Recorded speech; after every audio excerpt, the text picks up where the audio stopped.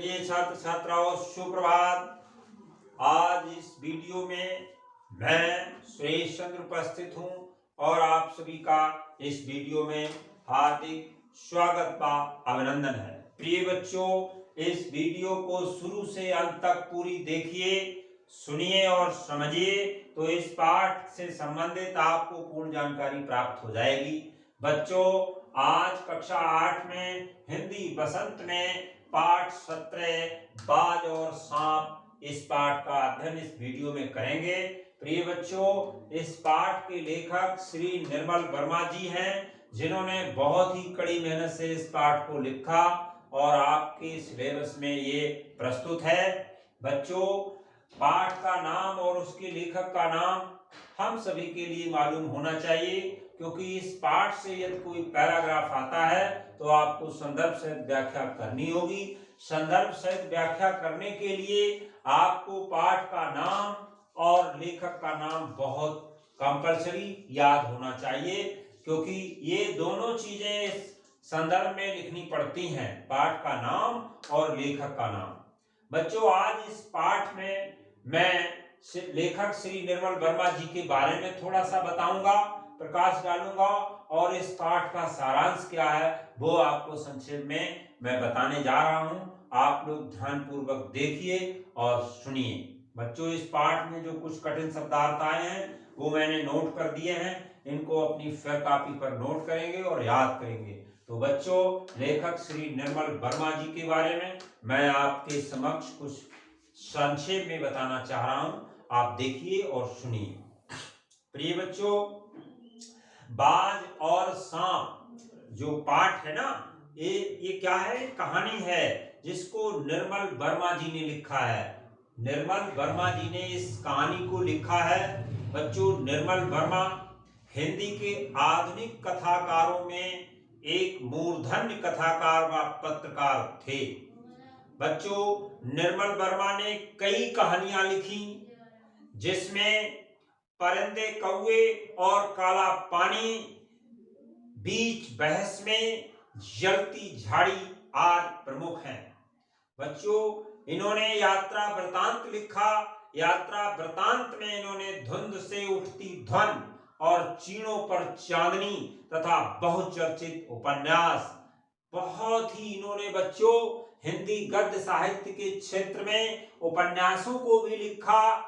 देखिए, रात का रिपोर्टर, एक चिथड़ा सुरंग, लाल टीन की छत और बेदिन आदि की भी रचना की है। इन्होंने बहुत कुछ लिखा। ये कई पुरस्कारों से सम्मानित भी हुए। बच्चों, मूर्ति देवी पुरस्कार, साहित्य अकादमी पुरस्कार, उत्तर प्रदेश हिंदी संस्थान पुरस्कार, ज्ञानपीठ पुरस्कार और पद्म भूषण से भी सम्मानित हो चुके हैं।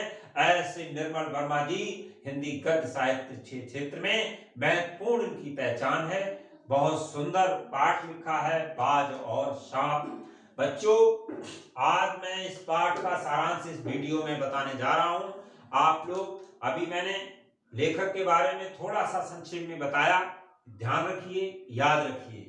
अब मैं इस पाठ का पूरा सारांश क्या है वो प्रस्तुत करने जा रहा हूं, आप लोग ध्यान से सुनिए। बच्चों, समुद्र के किनारे ऊंचे पर्वत की अंधेरी गुफा में, समुद्र के किनारे ऊंचे पर्वत की अंधेरी गुफा में एक सांप रहता था।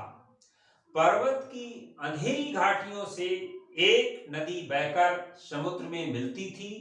गुफा में बैठा सांप समुद्र को देखा करता था।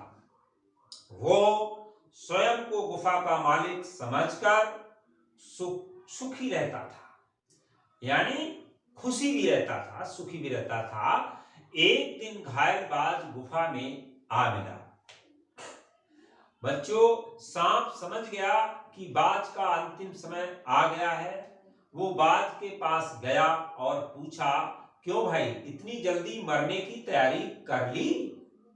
यहाँ पे क्वेश्चन पुट अप हो गया, क्यों भाई इतनी जल्दी मरने की तैयारी कर ली?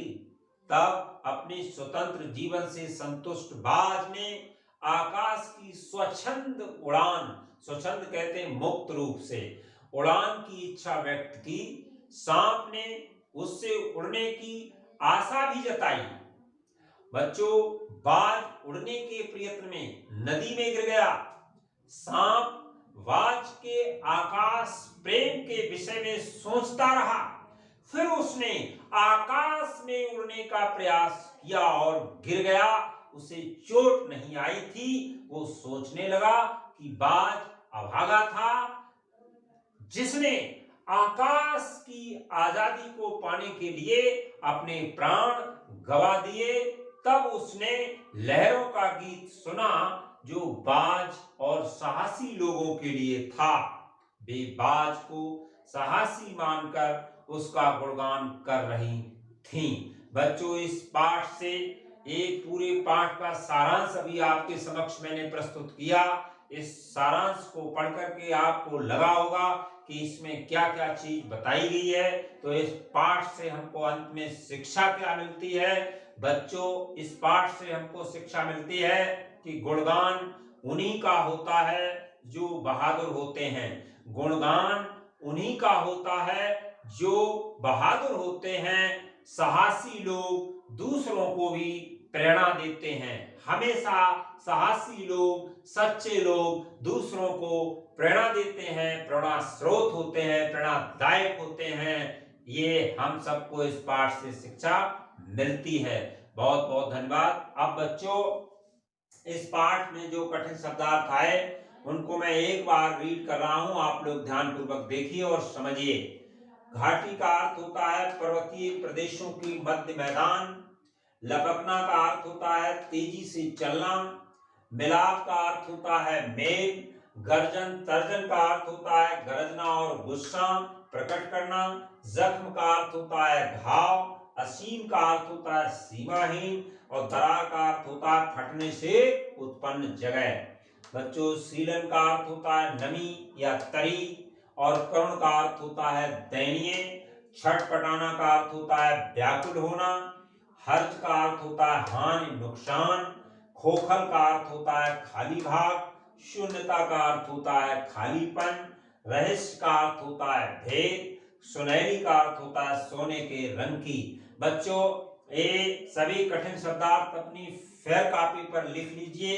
ये बहुत परीक्षा प्रयोगी हैं। ये परीक्षा में पूछे जाते हैं, इसलिए इनको याद भी करें और कॉपी पर साफ शुद्ध लेख में लिखें। आप सभी लोगों ने इस वीडियो को यह ध्यान पूर्वक देखा होगा, सुना होगा, समझा होगा, तो निश्चित तौर पर बाज और सांप पाठ के बारे में आपको पूरी जानकारी प्राप्त हो गई है। बच्चों, इस वीडियो को सुरक्षित रखिए और बार बार इसको देखिए तो और भी समझ में आ जाएगा।